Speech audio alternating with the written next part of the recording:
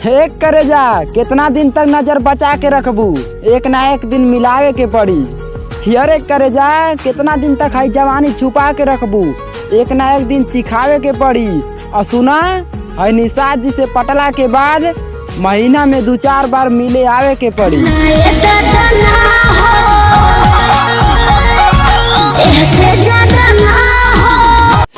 कि अरे भौजी कहे नी भैया से कि समझा दा अपने छोटका भैया के, अरे नमो छाइल ना आइल वही दाढ़ी।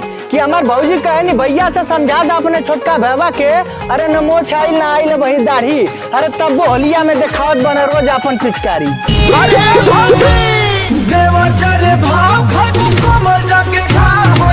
मन न होकर तो साफ साफ बतावा, बहाना न बनावा ज्यादा भारी। कि मन न होकर तो साफ साफ बतावा, बहाना न बनावा ज्यादा भारी। हमारा पिचकारी में प्रेशर आ गइल बा, बतावा रंग के ने डाली।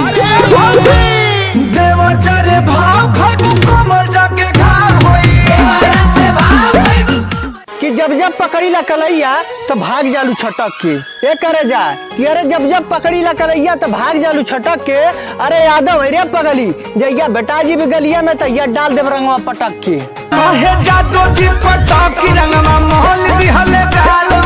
यूपी के निषाद में तोहरे भाईवा से डेराही, हरे गोरखपुर के निषाद में तोहरे भाईवा से डेराही। आ चुपचाप मिले चलिए ना तो घर में घुस के रंग लगाई। राजा जी पूरा भिजा दे बका कि रंगवा वही में गिरा दे बका।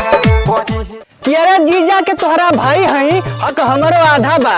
अरे रंग लेके आइल बानी बोला का इरादा बा। अरे दाया गलिया पर हम लगाई अब बाया पर तू लगाला। अरे करे जा आसो के होली हमरे साथे मनाला।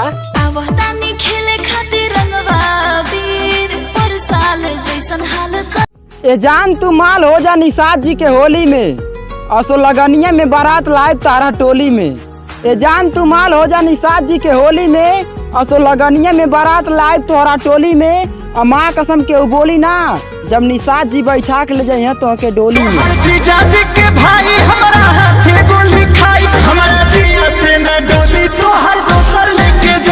भैया के उसाली अरे बना ले तोहके मेहर।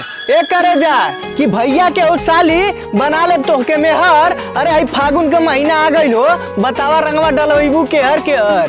जीजा तोहर रंग मारा चाहिले खला दे।